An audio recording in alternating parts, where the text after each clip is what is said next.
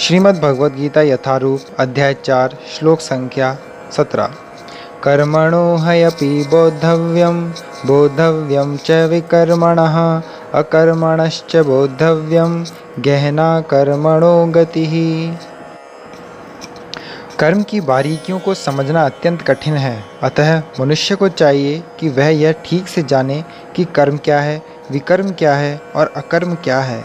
तात्पर्य: यदि कोई सचमुच ही भवबंधन से मुक्ति चाहता है तो उसे कर्म, अकर्म तथा विकर्म के अंतर को समझना होगा। कर्म, अकर्म तथा विकर्म के विश्लेषण की आवश्यकता है, क्योंकि यह अत्यंत गहन विषय है। कृष्ण भावनामृत को तथा गुणों के अनुसार कर्म को समझने के लिए परमेश्वर के साथ अपने संबंध को जानना होगा।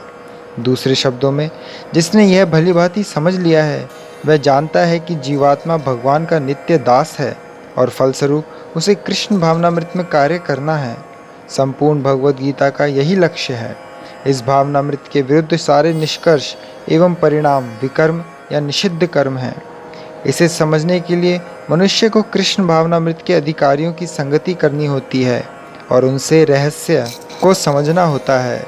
यह साक्षात भगवान से समझने के समान है, अन्यथा बुद्धिमान से बुद्धिमान मनुष्य भी मोहग्रस्त हो जाएगा।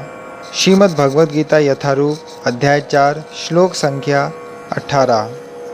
कर्मण्यकर्म यः पश्येत् अकर्मणि च कर्म यः स बुद्धिमान मनुष्येषु स युक्ता कृष्ण अकर्मकृत। जो मनुष्य कर्म में अकर्म और अकर्म में कर्म को देखता है वह सभी मनुष्य में बुद्धिमान है और सब प्रकार के कर्मों में प्रवृत्त रहकर भी दिव्य स्थिति में रहता है।